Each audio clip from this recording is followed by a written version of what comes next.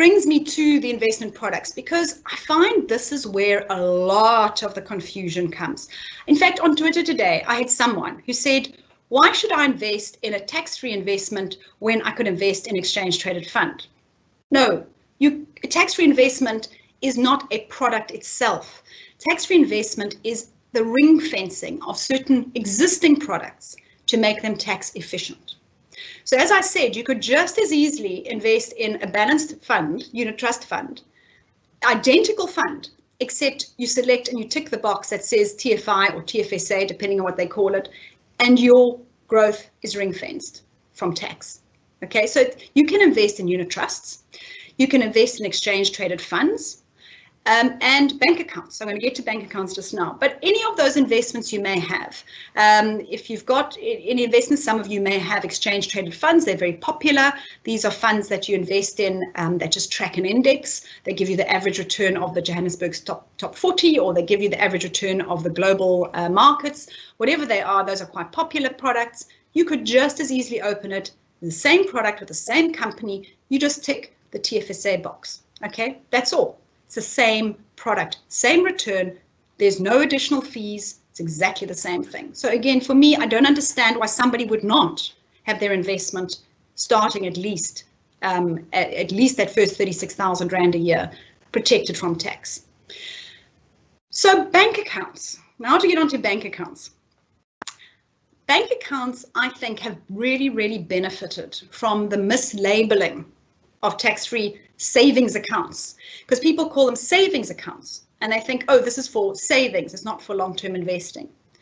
I don't necessarily believe that bank accounts are the best place for your tax-free investments, and I'm going to explain now why.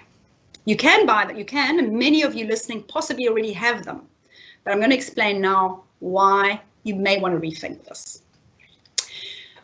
Remember earlier on, I told you that you could get 23,800 Rand interest exemption from tax anyway.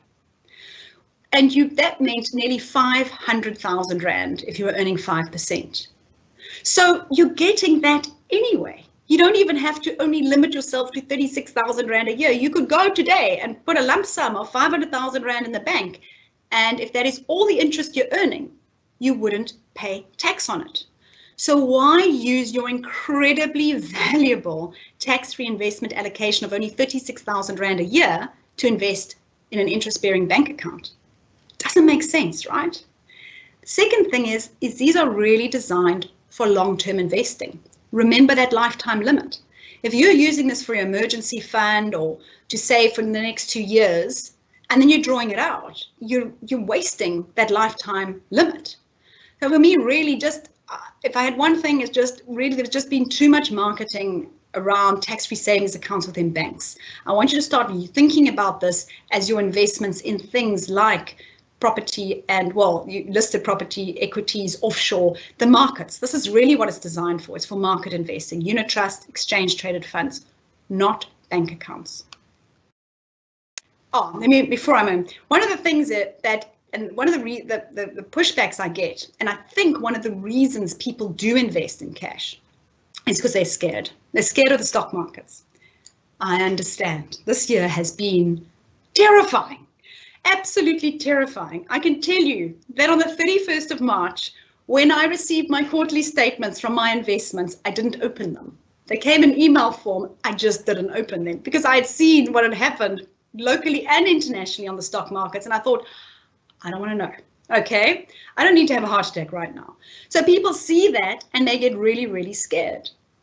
What I can tell you is that the debit, if you were paying in on a debit order that went off on the 31st of March is up 30% because markets bounce all over the place.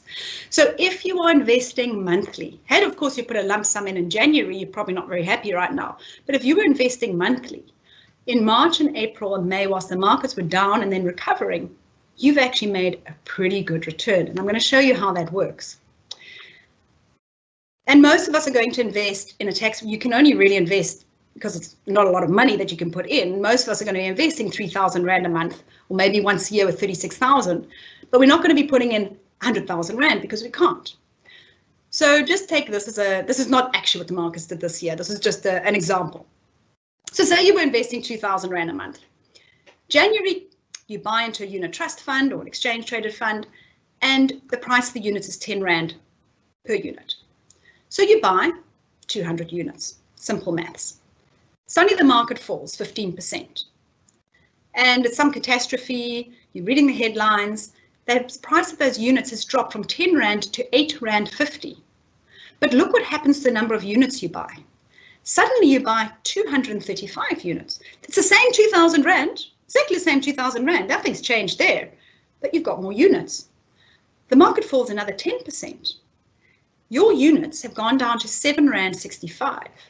But look how many units you're buying. You're buying 261 units. You're like, hold on a second. This is a sale. My 2,000 Rand is buying me, instead of 200 units, 261 units. Now, what's really interesting to me is that when markets fall, people want to take their money out the market when it's cheap. When shoes go on sale in the store, we all run off and we go and buy more shoes. We don't go and throw all our shoes out in our shoe cupboard. So we need to start thinking about this. So on the 31st of March, when the markets were absolutely looking terrible, was that the time to take your money out? Or was it the time to say, wow, my debit order is getting me 30% more than it was last month? Then if have a look here, markets recover as they are at the moment. By the way, the JSE is up for the year as of today. The market recovers 10%. Your price of units increases. You're buying 237 units. The market recovers another 10%. You're still getting more units than you were in January. But I want you to notice something. The market's still down. The market, you were paying 10 Rand for a unit. You're now paying 9 Rand 26. The market is still down. But what has happened to your investment value? You invested 10,000 Rand. You now have 1,150 units at 9 Rand 26. That's actually 10,651 Rand. So although the market is still down, you've made money. And this is called Rand cost averaging. This is because when markets are weak, you buy more shares or units at a lower price, and it actually improves your overall performance. Of course, if you put a lump sum in January, you would have seen a loss. Just understand this. I find this kind of thinking helps mitigate against some of that risk-taking fear. Now, I made quite a hard case about not using bank accounts, okay, for tax-free investments, but there is a time actually for it. And I had a great question from someone, I hope they're listening because I've answered this directly, we're putting together for them. They're a couple, 80 and 83 years old. They have predominantly cash investments and they are already earning more interest than their interest-free exempt combination, because remember they would get 34,000 odd, so they're earning more interest than even that. Would therefore, in that situation, a tax-free investment for a cash-based tax-free investment be quite a good solution? Yeah, I'd agree. So I would agree with that.